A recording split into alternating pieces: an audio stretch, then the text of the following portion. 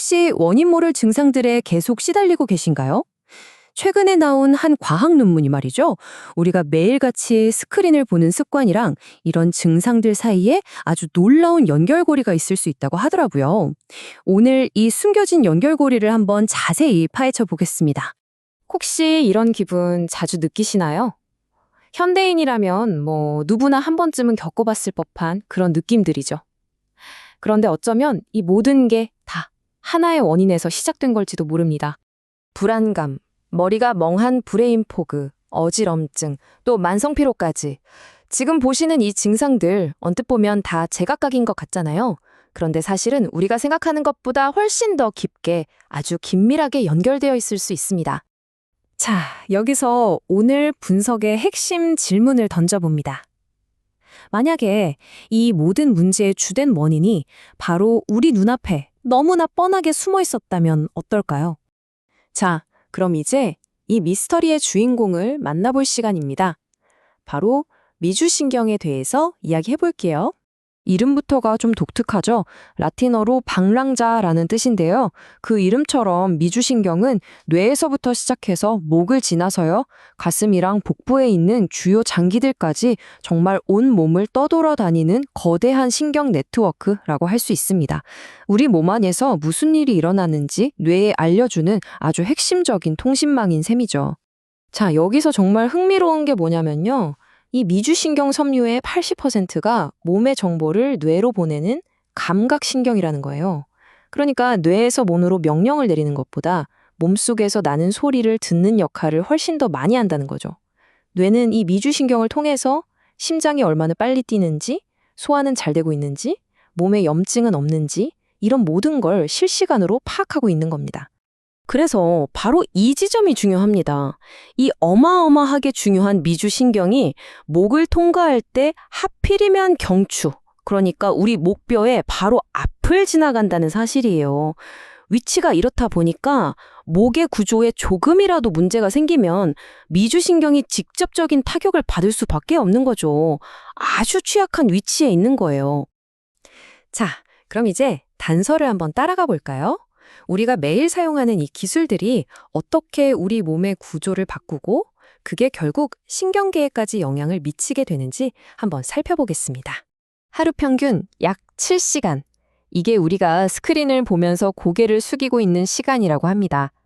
정말 엄청난 시간이죠? 이 시간 동안 우리의 목은 계속해서 부자연스러운 자세로 버티고 있는 거예요.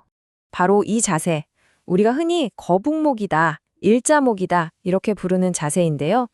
이 전방 머리 자세는 목 뒤쪽에 있는 인대들을 마치 고무줄처럼 끊임없이 잡아당기는 것과 똑같습니다. 이 현상을 과학에서는 크리프라고 부릅니다. 좀 생소하죠? 쉽게 말해서 아주 큰 힘이 아니더라도 낮은 압력이 오랜 시간 계속 가해지면 인대가 서서히 늘어나고 변형되는 현상을 말해요. 고무줄을 계속 당겨놓으면 나중엔 헐거워지는 것처럼요. 이 슬라이드가 그 결과를 아주 명확하게 보여주고 있죠. 왼쪽이 건강한 C자형 목 커브인데 오른쪽을 한번 보세요. 오랜 시간 잘못된 자세 때문에 정상적인 곡선이 거의 일자로 펴져버린 걸 볼 수 있습니다. 인대가 이렇게 고무줄처럼 늘어나 버리면 목뼈를 단단하게 잡아주는 힘이 약해지겠죠? 이걸 바로 경추 인대 불안정성이라고 부릅니다. 말 그대로 목의 뼈대가 헐거워지고 불안정해졌다는 뜻이에요. 자, 이제 드디어 모든 조각들이 맞춰지는 순간입니다. 이 목의 구조적인 문제가 어떻게 우리가 맨 처음에 이야기했던 그 수많은 증상들로 이어지게 되는지 그 결정적인 연결고리를 지금부터 보여드리겠습니다. 바로 이겁니다. 인대가 약해져서 목뼈가 불안정해지면 특히 저 위쪽에 1번 목뼈가 앞으로 슬쩍 밀려나오게 돼요. 그런데 바로 그 앞을 미주신경이 지나가고 있잖아요. 그러니까 이 뼈가 앞으로 움직이면서 미주신경을 직접적으로 잡아당기거나 꽉 누르게 되는 겁니다. 신경에 엄청난 물리적인 스트레스가 가해지는 거죠. 논문에서는 이 상태를 경추 미주신경 병증이라는 새로운 이름으로 부르자고 제안합니다. 좀 어렵죠? 풀어서 설명하면 경추, 즉 목의 구조적인 문제 때문에 미주신경이 손상되는 병적인 상태를 말하는 겁니다. 그리고 이건 그냥 그럴 것이다 하는 추측이 아닙니다. 이 초음파 이미지가 바로 그 물리적인 증거예요. 왼쪽의 건강한 미주신경은 단면적이 2.7제곱밀리미터로 통통한데 오른쪽을 보세요. 지속적인 압박을 받은 신경은 0.9제곱밀리미터로 엄청나게 쪼그라들었습니다. 신경 자체가 변성되어 버린 거죠. 자, 그럼 이런 상태가 되면 우리 몸에서는 도대체 어떤 일이 벌어지는 걸까요? 이 도쿄가 그 인과관계의 시작점을 보여줍니다. 모든 문제의 시작은 바로 이 비정상적인 목 구조에서 비롯된다는 거죠. 그리고 그 구조적인 문제가 미주신경을 압박하게 되면 그 직접적인 결과로 심박 변이도, 즉 HRV 수치가 뚝 떨어지게 됩니다. 이 HRV라는 건 스트레스에 대한 우리 몸의 회복력, 적응력을 보여주는 굉장히 중요한 지표거든요. HRV가 낮다는 건 우리 몸의 자율신경계 균형이 완전히 깨졌다는 신호입니다.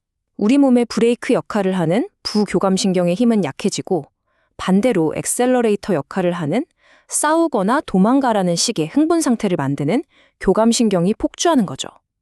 바로 이 교감 미주신경 불균형 상태가 우리가 맨 처음에 봤던 불안감, 피로, 브레인 포그 같은 온갖 증상들의 진짜 원인이 될 수 있다는 겁니다.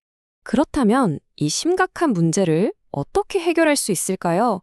논문은 아주 명쾌하게 이야기합니다. 문제의 원인이 구조에 있으니 해결책도 구조에서 찾아야 한다고요. 논문에서는 이 상태를 헐거워지는 나사에 비유하는데 이게 참 와닿는 표현이에요. 경첩에 박힌 나사가 하나 헐거워지면 문을 여닫을 때마다 점점 더 풀리는 것처럼 목 인대도 한번 불안정해지면 일상적인 움직임만으로도 상태가 계속해서 나빠지는 진행성 질환이라는 뜻이죠. 그래서 해결책도 아주 구체적이고 구조적입니다. 첫째, 당연한 얘기지만 컴퓨터나 스마트폰을 쓸 때 자세부터 바로잡아야 합니다. 둘째, 운동이나 교정 치료를 통해서 무너진 목의 C자 커브를 되찾아야 하고요. 그리고 마지막으로 경우에 따라서는 프롤로테라피 같은 치료를 통해서 이미 늘어나 버린 인대를 강화해서 목의 구조적인 안정성 자체를 회복해야 한다고 제안합니다.